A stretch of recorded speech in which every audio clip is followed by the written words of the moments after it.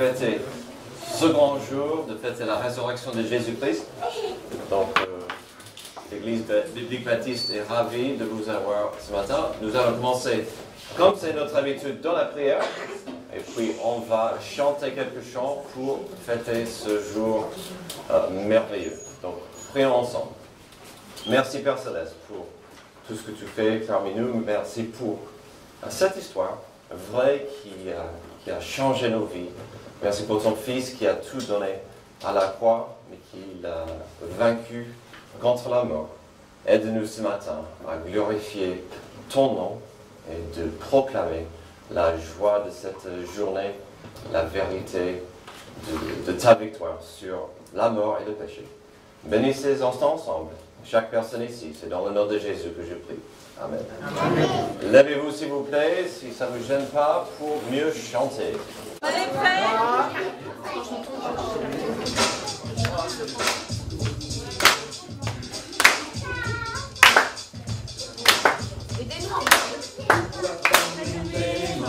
Cherchez les vivants, Jésus est ressuscité. Comme la lumière du soleil levant, Jésus est ressuscité. Alléluia, Jésus est ressuscité. Que la terre entière sache la vérité. Jésus est ressuscité. Comme cette nouvelle qu'il nous a donnée. Jésus est ressuscité. Alléluia, Jésus est ressuscité. L'ennemi est vaincu, il est terrassé. Jésus est ressuscité. À lui la victoire, nous sommes libérés. Jésus est ressuscité. Alléluia, Jésus est ressuscité. Nous voyons sa gloire dans tout l'univers. Jésus est ressuscité. L'image parfaite du Dieu notre Père. Jésus est ressuscité. Alléluia, Jésus est ressuscité.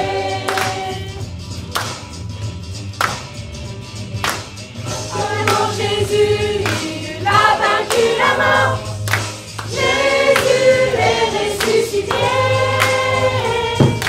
Dansons et chantons car il est le plus fort. Jésus est ressuscité. Alléluia, Jésus est ressuscité. Acclamons Jésus a vaincu la mort. Jésus est ressuscité. Dansons et chantons car il est le plus fort. Jésus est ressuscité. Alléluia, Jésus est ressuscité. Tout le monde, chantez avec nous, tapez les mains.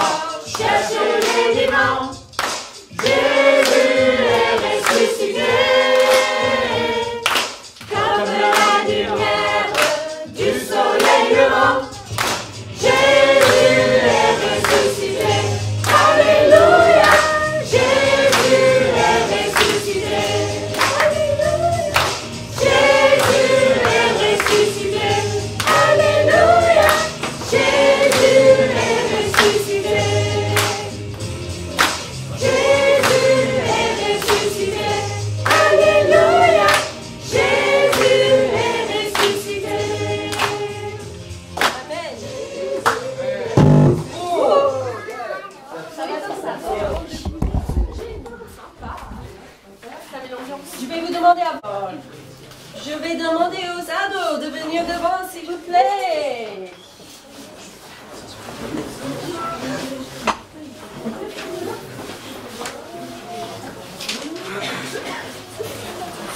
Je vais allumer le micro.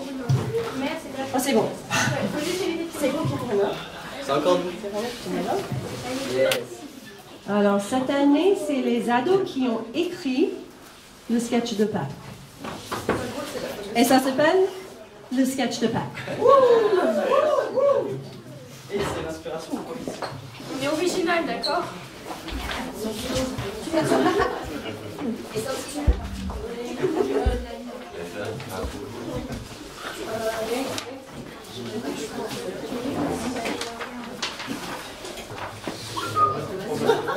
Et on voudra.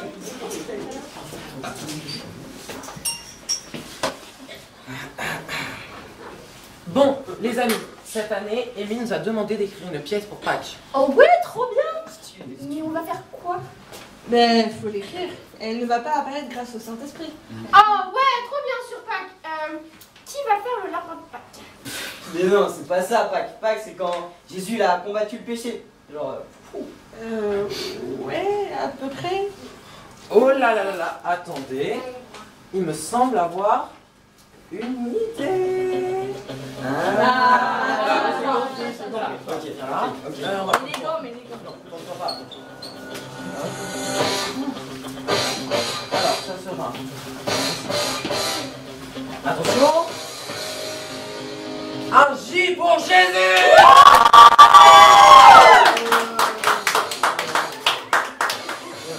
Le P de pêcheur.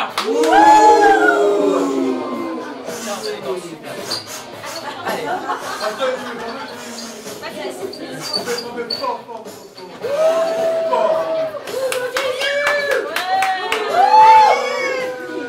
Mesdames et messieurs, nous assistons à un combat historique entre Jésus, qui en demi-finale a ouvert les yeux aux bornes, et le péché, qui n'a fait que de tricher tout au long de la saison. Qui gagnera ce combat?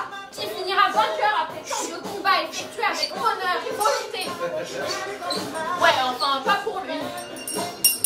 Les paris sont ouverts. 10 contrats pour Jésus. Non, stop, non, non, c'est plus sérieux que ça, c'est plus spirituel. Jésus a donné sa vie pour nous, il s'est sacrifié pour nous. Il faut le montrer. On pourrait mettre le film de Mel Gibson. Comment il s'appelait déjà? La passion. C'est pas un peu violent pour des enfants quand même, c'est... On va pas mettre ça. Mais alors? Je suis sûre que les enfants aimeraient regarder un bon film. Ah, les enfants! Non, attendez, non. C'est nous le film, les gars. Donc, on va se répartir les rôles. Qui veut faire les méchants soldats qui vont battre Jésus et le clouer sur la croix. Alors... Non, mais les gars, il nous faut des méchants quand même. Moi, je veux faire partie des gentils. Je veux être l'une de ses disciples. Tu veux dire que tu veux faire partie du groupe qui a laissé Jésus tout seul quand il avait le plus besoin d'amis? Quoi? Qui a laissé qui tout seul? Ouais, mais Jésus, lui, il nous a pas laissé tout seul. Il nous a donné son Saint-Esprit pour nous guider. C'est moi qui fais le Saint-Esprit. Regardez. Je viens pour vous aiguiller.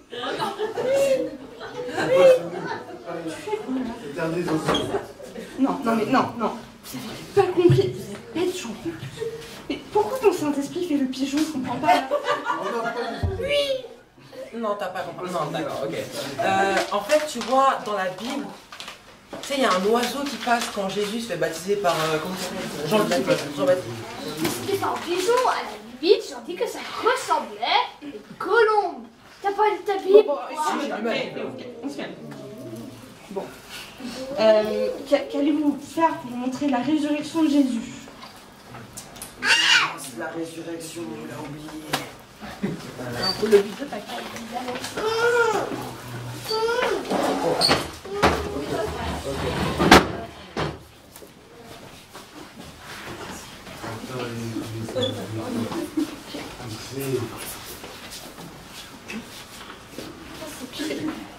Là, il est mort dans la grotte.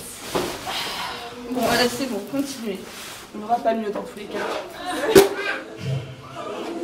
Alléluia, Alléluia, Alléluia, Alléluia, Alléluia, Alléluia, Alléluia, Alléluia, Alléluia, Alléluia,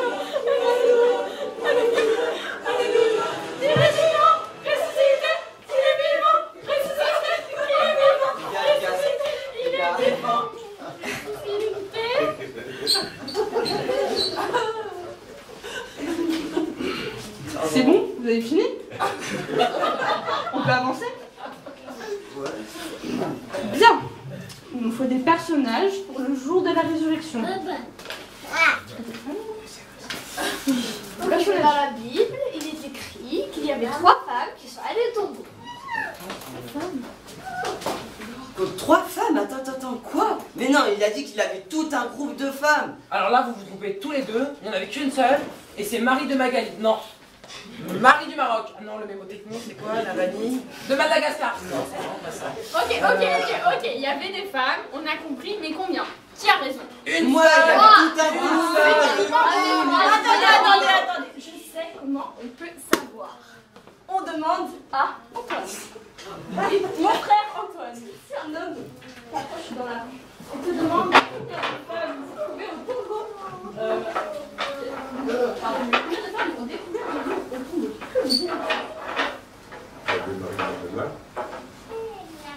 Amen.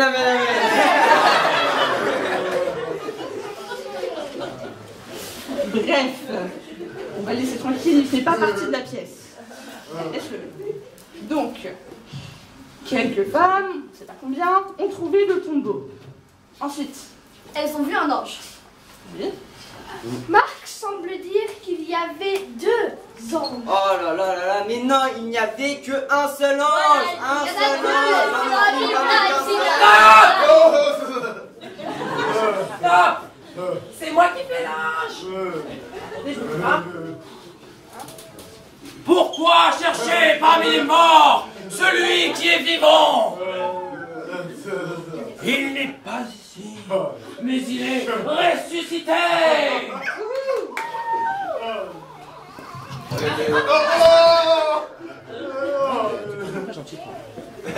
T'inquiète, je reste mon ange. on va reprendre depuis le début. Pardonne-nous, Nana. Apprends-nous, Nana. Tu es la voix de la sagesse, Nana. Bon, à l'époque, les gens, et surtout les leaders religieux, voyaient Jésus comme un simple humain qui exerçait trop de pouvoir sur la foule. Pour eux, ce n'était qu'un simple vagabond qui n'avait pas été éduqué comme eux. Les Juifs, eux, attendaient un messie plein de pouvoir, une sorte de super-héros qui allait les libérer des Romains.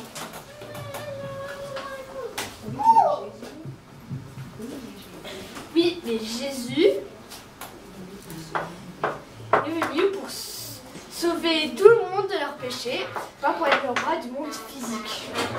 Ah, mince, il a gagné des points auprès de Nana. Faut que je trouve un truc inédit. En fait, à l'époque, c'était scandaleux de se faire passer pour l'égal de Dieu. Et Jésus, lui, il disait que c'était le Messie. Alors c'était considéré comme un blasphème. Par conséquent, ils l'ont mis sur une croix. Jésus aurait pu demander aux anges de venir le sauver, mais il ne l'a pas fait. Il s'est sacrifié pour tous les péchés passés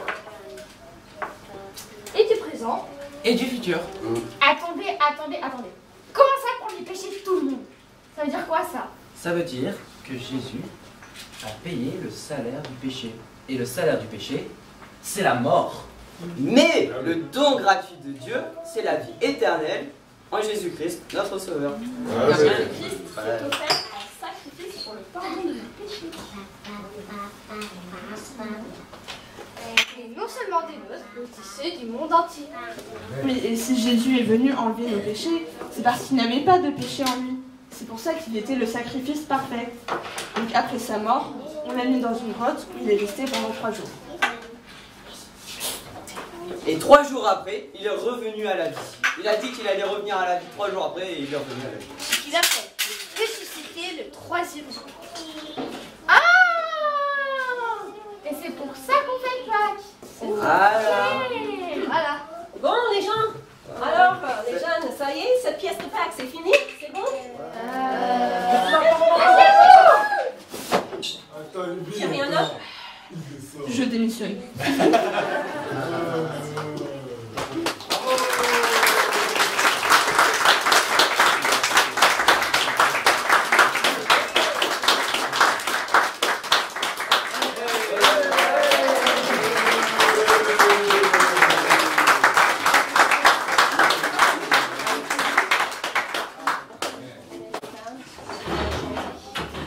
temps de chanter un chant un peu plus sérieux maintenant, hein, qui s'appelle La Passion.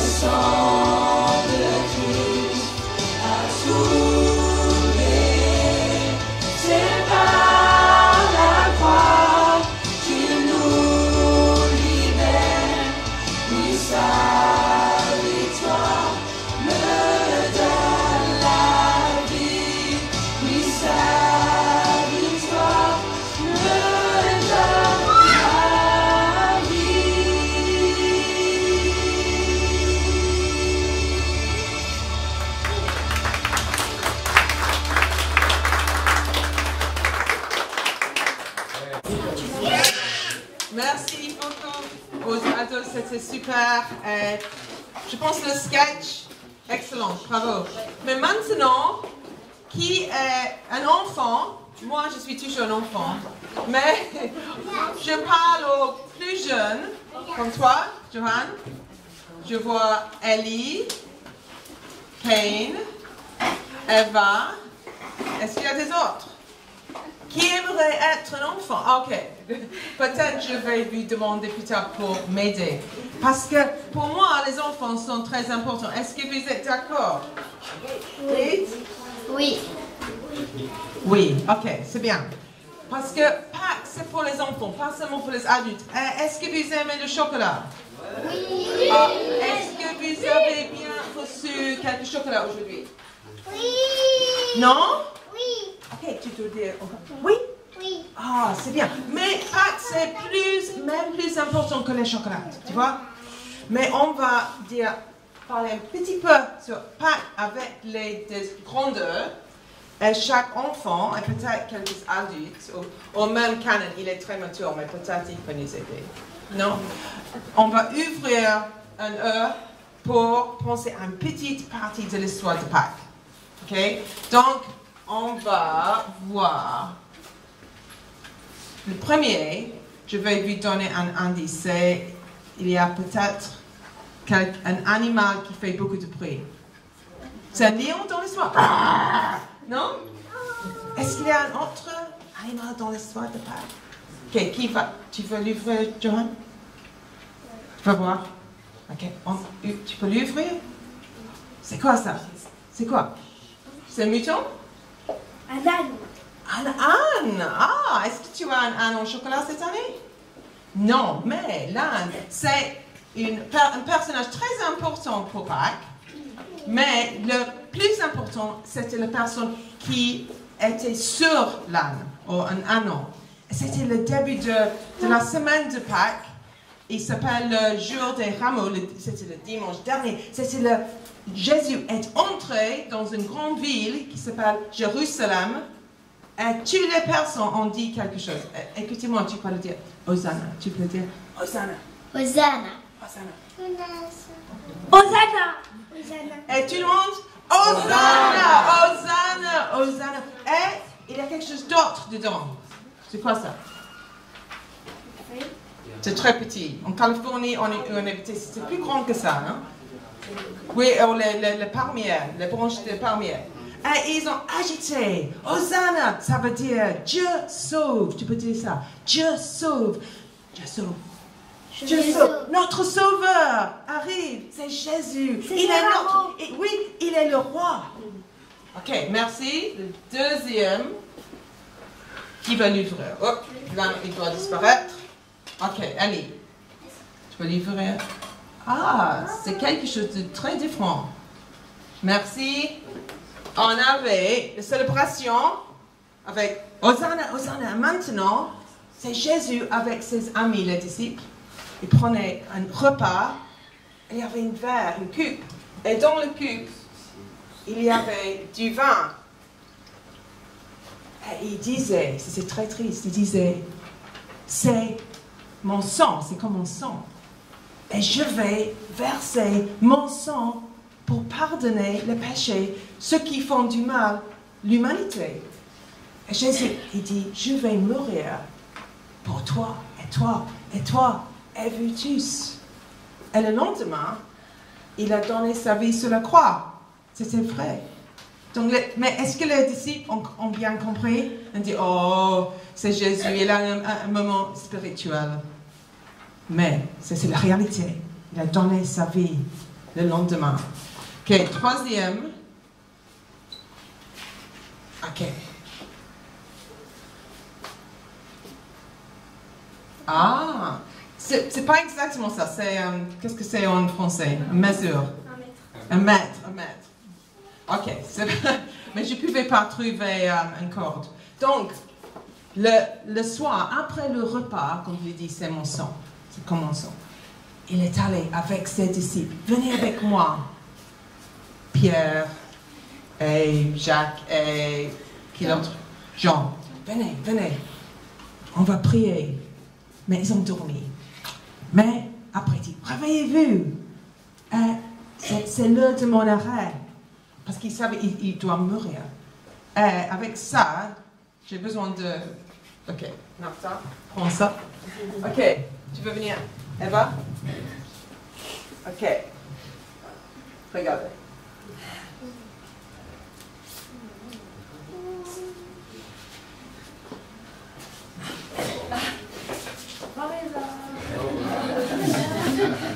Ok. Merci Eva. Mais Jésus, le roi qui est entré sur l'anneau, Hosanna, le Dieu, le roi sauve, est devenu un captif. Mais c'était lui qui a décidé, oui, vous pouvez m'arrêter, parce que je dois verser mon sang pour l'humanité. Ok, quatrième. Ça, je crois. Ok. Tu as eu... Non? Ok, Kane. Ok. Tu peux montrer ça, Johan et Kane, tu peux ouvrir ça. C'est... C'est quoi, Kane? Jésus sur la croix. Jésus sur la croix. C'est quoi ça? C'est... Ouais? C'est la couronne d'épines. Oui. Les soldats romains, ils ont fabriqué une couronne d'épines très pointue, brutale. Jésus était fouetté. Il était harcelé. Et enfin, ils ont mis son corps sur quoi, Kane? Sur la croix? Une quoi? La croix. Oui, bravo, sur la croix. C'était brutal. Souvent, j'ai une chaîne autour de mon cul, c'est très joli, mais c'était brutal. Il était puni comme un criminel. Mais pourquoi? Parce qu'il devait verser son sang pour nous pardonner de nos péchés. Il n'était pas vraiment une victime. Et nous avons deux qui restent. Qui veulent l'ouvrir. Est-ce qu'il y a un grand enfant? Canon, tu veux l'ouvrir? Oh, ok, bien. Et Canon après. Ok, tu veux l'ouvrir? C'est quoi? Un caillou. Mais c'est... J'ai pas une grande pierre dans mon jardin. C'est une pierre alors. C'est une pierre. Mais l'histoire, Jésus a donné sa vie sur la croix. Il a dit, c'est accompli. J'ai tout fait. J'ai pris les péchés. Et maintenant, l'humanité peut être pardonnée. J'ai tout fait. Mais après, il est mort. Oh, comme on a vu. Merci les ados. Ils l'ont mis dans une grande tombe. Et ils ont mis une grande pierre énorme, pas comme ça, beaucoup plus grande.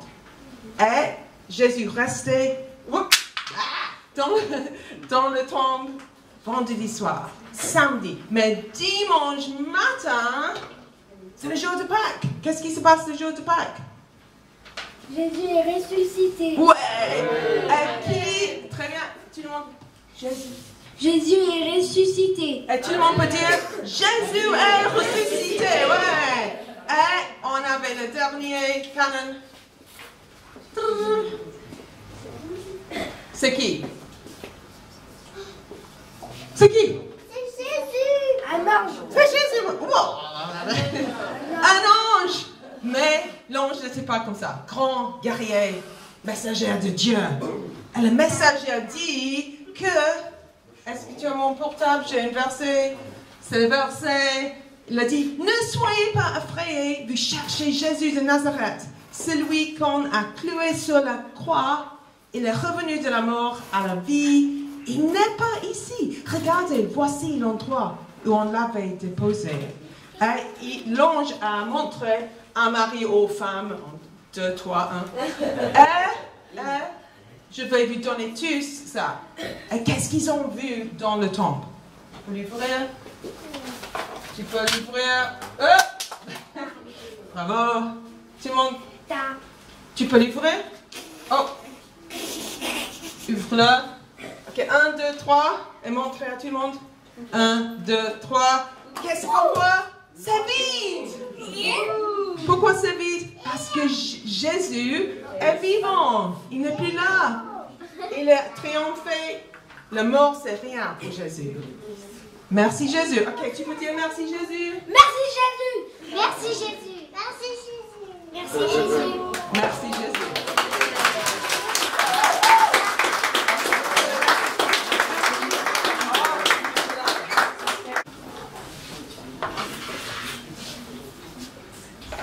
Ok, merci pour votre participation, votre présence.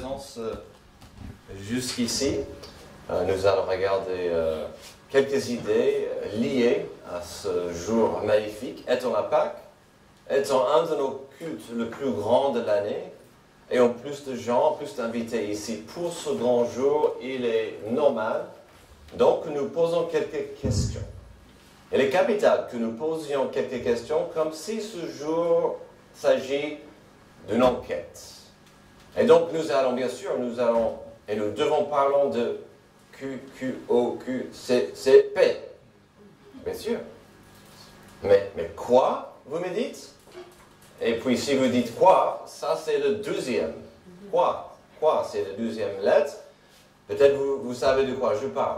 Permettez-moi de citer quelque chose, et je cite parce que je ne peux pas parler comme ça.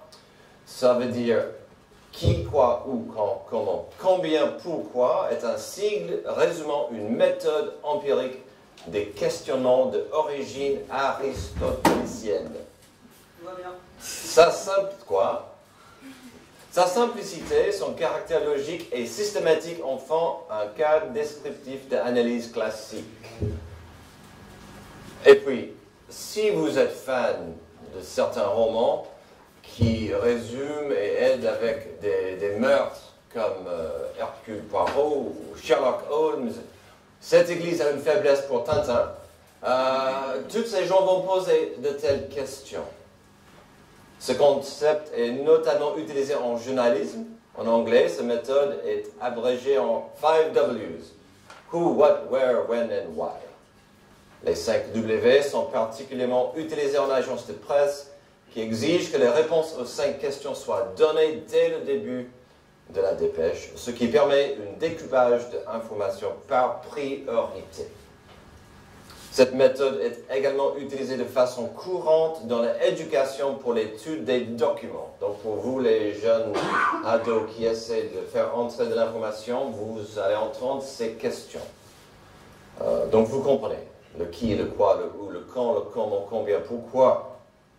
Des grands événements méritent, même exigent de telles questions. Donc brièvement, nous allons utiliser certaines de ces questions pour apprendre et découvrir plus sur la Pâque. Un petit avertissement au début, nous allons tourner autour de 2 questions. On ne va pas couvrir toutes ces lettres, ces questions. À mon humble avis, peut-être la meilleure question à poser au début de notre enquête sera quoi? Bien sûr, c'est quoi la Pâque? De quoi il s'agit? Encore, permettez-moi à vous suggérer que le quoi est quasiment interchangeable avec une autre question, qui? Le mot qui. Donc, à l'honneur, aujourd'hui, sera quoi et qui? Il y a pas mal de définitions qui expliquent la Pâque, mais en voici une qui n'est pas mal, assez simple à saisir. La Pâque est la plus grande fête chrétienne. Les chrétiens célèbrent la résurrection de Jésus-Christ, c'est-à-dire sa victoire sur la mort le 3e jour après sa crucifixion. Ils croient que Dieu, par le Christ, a ouvert les portes de la vie éternelle. C'est donc une fête pleine d'espérance et de joie, car pour les croyants, la vie terrestre n'est pas une fin, mais un passage. La souffrance et la mort n'ont pas le dernier mot. C'est la victoire définitive de la vie. Donc, petit résumé du mot croix. Ce qui est intéressant pendant cette période, c'est que nous sommes dans la même saison, la même période de la fête de Pâques, une fête importante juive. Mais la fête de Pâques n'a pas de S. Donc ça peut être un peu différent et difficile à saisir. La fête Pâques juive n'a pas de S. C'est quoi? Ce ne sont pas du tout les mêmes fêtes, mais certainement il y a des liens magnifiques et importants. La Pâque juive est une commémoration annuelle de la puissante main de Dieu qui les a libérés de l'esclavage en Égypte.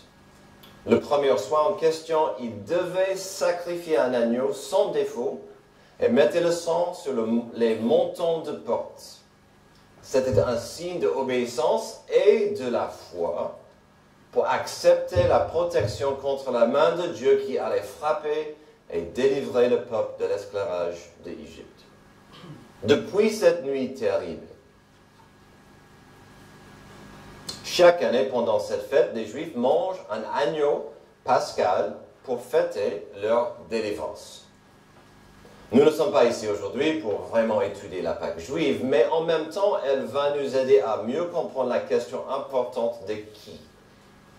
Avec ce petit regard sur la Pâque juive, voyons un peu plus sur Jésus-Christ. La Pâque que nous fêtons aujourd'hui est basée sur Jésus-Christ, Jésus-Christ seul. Et juste au début de son ministère terrestre, le grand prophète Jean-Baptiste a proclamé ceci au sujet de Jésus. Dans l'évangile de Jean, chapitre 1, il a proclamé à une foule. Le lendemain, il vit Jésus s'approcher de lui et dit, « Voici l'agneau de Dieu qui enlève le péché du monde. » L'agneau de Dieu. Il n'a pas dit un agneau qui sera utile. Non, il a dit, c'est l'agneau de Dieu. Et puis les Juifs avaient l'habitude qu'un agneau, ça couvrait leur péché, ce sacrifice. Et partout dans la Bible, on voyait que Dieu exigeait un sacrifice. Le sang, symboliquement, couvrait le péché du peuple, dans le moment. Mais c'était juste une couverture. Ici, Jean disait quelque chose de formidable. C'est l'agneau de Dieu qui enlève, qui ôte le péché du monde. Mais pour ôter le péché du monde, Jésus-Christ, le Fils de Dieu, le seul être humain qui n'ait jamais péché, il devait mourir en tant que sacrifice. Comme Dieu a toujours demandé que le sang d'un agneau sans défaut soit versé pour couvrir des péchés des gens, dans le cas de Jésus, son sang devait être versé pour enlever le péché de ceux qui acceptent son acte par la foi. J'ai toujours dit, c'est un beau mystère que le sang de Jésus lave et enlève nos péchés.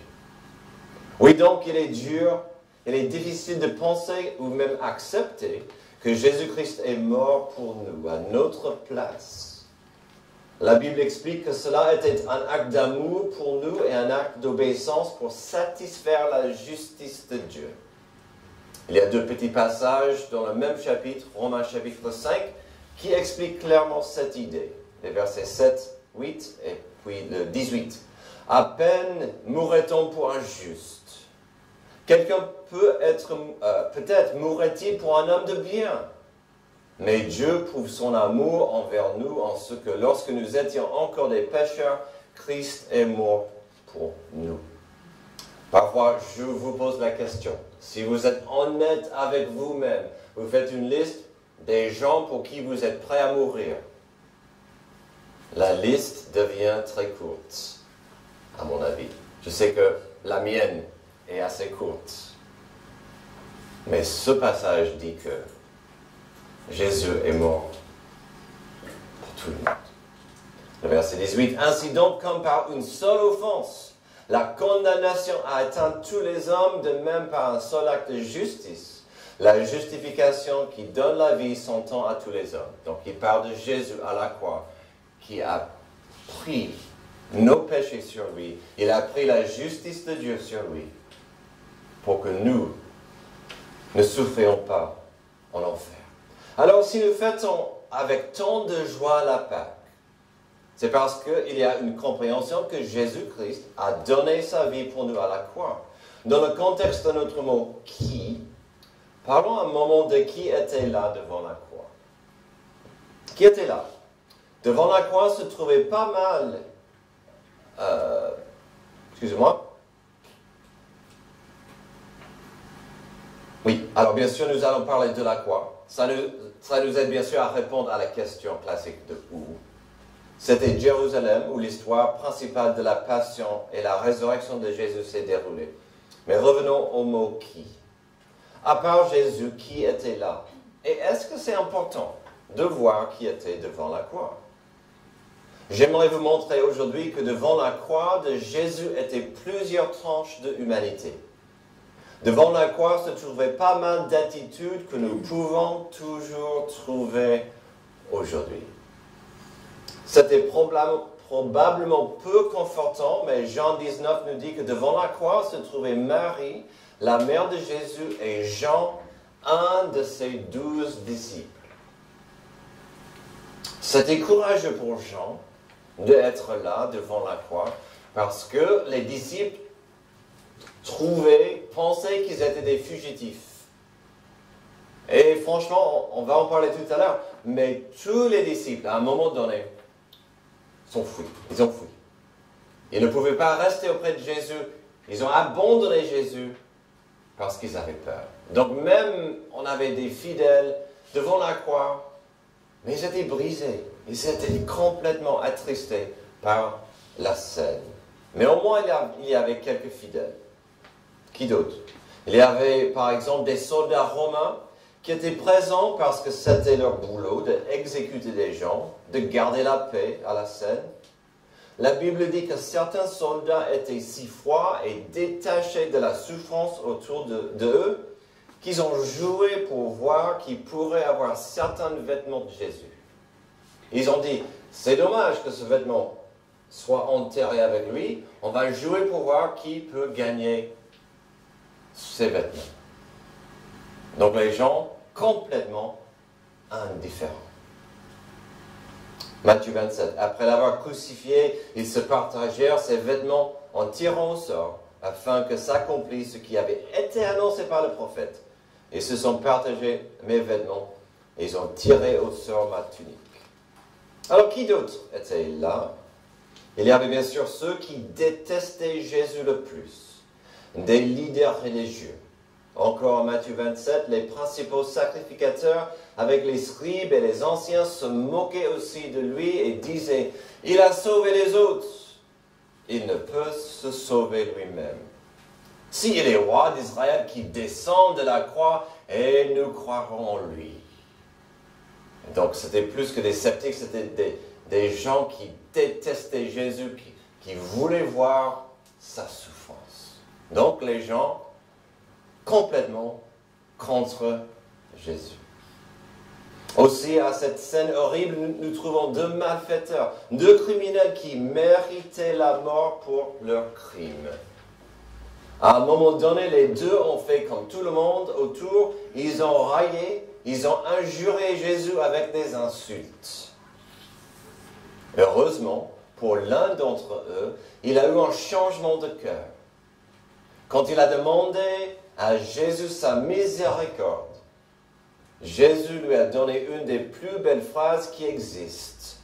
« Aujourd'hui, tu seras avec moi au paradis. » Ce monsieur pouvait rien faire pour mériter la miséricorde de Dieu. Ce monsieur pouvait rien faire pour payer le prix de la justice contre ses péchés. Il ne pouvait pas dire « J'aimerais devenir un disciple de Jésus ». Il ne pouvait rien faire. Ce n'était pas grave. Par la foi, il a accepté Jésus-Christ pour qui il était. Par la foi. Et donc, heureusement, cet homme a accepté Jésus. Ayant utilisé le mot « heureusement » tout à l'heure, permettez-moi de vous donner une des phrases la plus profondes et merveilleuses jamais exprimées.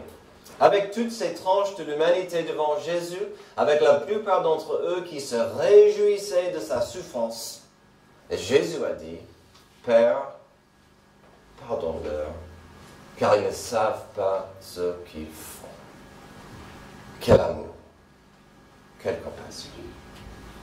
Une dernière personne à voir, avant qu'on passe à la résurrection. Juste quelques secondes après sa mort, le ciel était noir, même s'il faisait jour. Il y avait un tremblement de terre incroyable, des rochers qui se sont brisés, d'autres miracles. Le moment était incroyablement violent, comme si la terre elle-même convulsait et protestait. Le soldat qui était le responsable de l'événement, un officier puissant, a déclaré ouvertement, assurément cet homme était le Fils de Dieu. Wow. L'humanité devant la croix. Pas toujours beau, mais la réalité. Nous avons vu quelques idées qui répondent plus ou moins aux questions qui et pourquoi. Terminons avec les mêmes idées après sa résurrection. Après 3 jours dans le tombeau, Jésus s'est ressuscité. Il serait fascinant de voir encore le mot qui. Jésus s'est montré à qui dans les premiers moments, les premiers jours après sa mort et sa résurrection? Les premières personnes à qui Jésus s'est montré, vous l'avez entendu, c'était des femmes. Toujours une question, combien? Des femmes. Aujourd'hui, on peut rater. Combien c'est profond, parce qu'à l'époque, les femmes étaient démunies, des citoyens de 2e, 3e rang. Les choses ont changé, heureusement, pour vous les femmes. Malheureusement pour les femmes à l'époque. Et même après que Jésus s'est montré à ces femmes, les hommes ont dit, on ne vous croit pas, vous êtes les femmes. Mais Jésus s'est montré aux femmes. Il voulait que les femmes comprennent. Vous comptez pour moi. Vous comptez pour moi. Après cela, Jésus est apparu à Pierre et Jean, deux de ses amis les plus proches. Après ça, la Bible nous donne des occasions différentes où Jésus a béni des groupes différents. Des groupes de 2, les 11 disciples, encore des groupes plus grands. Mais j'aimerais terminer notre petit regard à cette question de qui avec un regard aux disciples. Pourquoi c'était si important de passer du temps avec eux? Comme j'ai dit tout à l'heure, tous les disciples sont partis. Dans la peur, dans la crainte. Il est facile de critiquer Judas parce qu'il a trahi Jésus, mais tous les disciples ont abandonné Jésus. Est-ce que j'aurais fait différemment? Peut-être, je ne pense pas. Mais tous les 11 qui restaient avaient cette peine. J'ai abandonné mon Seigneur. Et Jésus devait passer du temps avec eux pour les restaurer. Pour dire, oui, vous m'avez abandonné, mais je vous abandonnerai jamais. Vous êtes toujours mes disciples. Vous comptez pour moi. Et nous savons aussi que Jésus est venu aux disciples exprès une fois, car le disciple Thomas était présent. Thomas qui à plusieurs reprises a raté la présence de Jésus après sa résurrection. Thomas qui a insisté avec ferveur et passion qu'il ne pouvait pas accepter l'impossible sans une preuve tangible. Il disait, j'entends vos histoires, j'entends vos témoignages, vous me dites que vous avez vu Jésus. J'y crois pas. Il faut que je voie avec mes yeux, même que je touche les plaies dans son corps. Sommes-nous si différents que Thomas? En Jean 20, nous avons une histoire incroyable qui nous parle aujourd'hui. Car nous voyons dans l'attitude de Thomas la même incrédulité aujourd'hui dans notre monde. Et j'aimerais que vous voyiez la réponse de Jésus. Bien sûr, sa réponse à Thomas, mais surtout que cela implique pour nous aujourd'hui. Aujourd'hui, lorsque nous partons d'ici dans la réflexion de ce que le Pâques veut dire pour chacun de nous. Verset 26, 8 jours après, les disciples de Jésus étaient de nouveau dans la maison, et Thomas se trouvait avec eux. Jésus vint, les portes étant fermées, se présenta au milieu d'eux et dit, « La paix soit avec vous. » Puis il dit à Thomas, « Avance ici ton doigt et regarde les mains. Avance aussi ta main et mets-la dans mon côté et ne sois pas incrédule mais crois. » Thomas lui répondit, « Mon Seigneur et mon Dieu. » Et Jésus lui dit, « Parce que tu m'as vu, tu as cru. Heureux ceux qui n'ont pas vu, qui ont cru. » J'espère que ça c'est vous. Quel cadeau que Thomas, le sceptique, a reçu de Jésus-Christ. Mais encore ne voyons-nous pas en lui ce que le monde dit aujourd'hui? Oh, je pourrais croire peut-être en Dieu s'il se montrait dans le ciel. Si il volait devant moi et disait, me voici Jésus. Mais Jésus-Christ faisait des miracles devant les sceptiques. Et ça n'a rien changé dans le cœur. Ça revient toujours à la foi. Heureux ceux qui ne m'ont pas vu, mais qui ont cru. Aujourd'hui, nous avons tourné autour de quelques questions capitales, quelques-unes des questions classiques de la formule QCCP. Mais bien sûr, comme j'ai dit au début, les deux questions croire et qui sont bien interchangeables en ce qui concerne le jour le plus glorieux et merveilleux qui soit. Nous fêtons cela parce que par amour, Jésus-Christ a pris nos péchés sur lui. Il a pris la justice de Dieu qui était censée tomber sur nous et il l'a subi. Puis étant vainqueur de la mort, Jésus reste un sauveur et un Seigneur vivant. Mes amis, acceptons, fêtons que l'exigence de la justice est déjà payée. Jésus, l'agneau de Dieu, a payé le prix afin de ôter le péché du monde. La question aujourd'hui, c'est qu'est-ce qu'on fera avec cette personne? Cette personne qui a tant donné et qui a tant fait pour nous. J'aimerais terminer avec le dernier verset que nous avons vu en Jean 20. Ce verset sera suivi par deux autres. Car dans ces deux versets, ils expliquent et expriment bien le désir de l'apôtre Jean qui les a écrits, mais aussi le désir et le souhait de moi-même, ainsi que le désir de cette Église. Qu'est-ce que cette Église veut ce matin? Parce que tu m'as vu, tu as cru. Heureux ceux qui n'ont pas vu et qui ont cru. Voici notre souhait aujourd'hui. Jésus a fait encore en présence de ses disciples beaucoup d'autres miracles qui ne sont pas écrits dans ce livre. Mais ces choses ont été écrites afin que vous croyiez que Jésus est le Christ, le Fils de Dieu, et qu'en croyant, vous ayez la vie en son nom. Prions. Merci Dieu pour ce jour merveilleux, pour ce cadeau glorieux, pour le prix terrible que Jésus a payé à la croix, mais la victoire qu'il a gagnée pour nous sauver. Aide-nous à comprendre et à saisir cette vérité magnifique. C'est dans son nom puissant, le nom de Jésus notre Sauveur que je prie. Amen. Amen.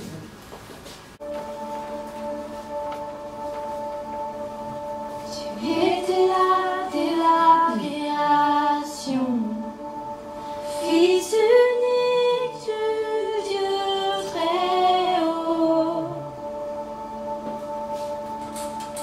Le mystère de ta gloire révélé, en toi Christ notre Seigneur.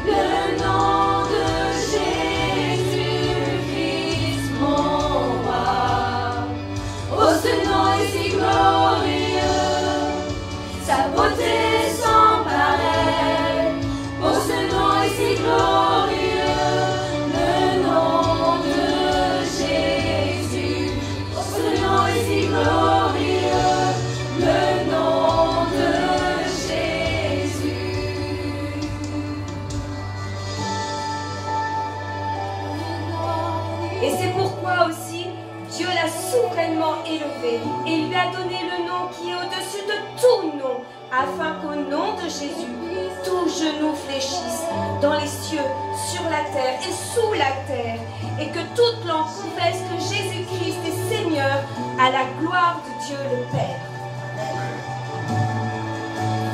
La terre a tremblé, le voile s'est déchiré, désormais la mort et le péché. Les cieux chantent ta gloire, l'écho de ta victoire, car tu es le roi ressuscité. Tu es sans rival, tu es sans égal, que tu triomphes à tout jamais. À toi soit le règne, à toi soit la gloire, car ton nom surpasse tout autre nom. Oh, ce nom est victorieux. Oh, ce nom est victorieux, le nom de Jésus-Christ, mon roi. Oh, ce nom est victorieux, sa puissance est sans pareil. Oh, ce nom est victorieux, le nom de Jésus. Tu es sans rival, tu es sans égal, Dieu du triomphe à tout jamais. À toi soit le règne, à toi soit la gloire, ton nom surpasse tout autre nom. Ce nom est victorieux, oh, ce nom est victorieux, le nom de Jésus-Christ, mon roi. Oh, ce nom est victorieux, sa puissance est sans pareil. Oh, ce nom est victorieux, le nom de Jésus. Oh, ce nom est victorieux, le nom de Jésus. Oh, ce nom est victorieux, le nom de Jésus.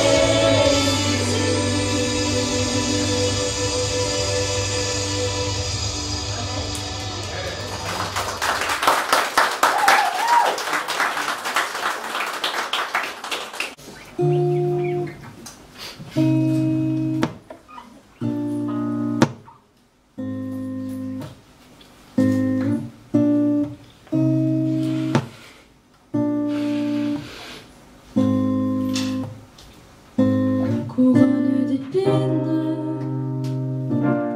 digne du roi des Juifs, t'ont imité. Ils t'ont fouetté, ils t'ont humilié. Devant ceux qui t'aimaient, tu savais ce qui allait arriver. Mais par amour, tu l'as fait.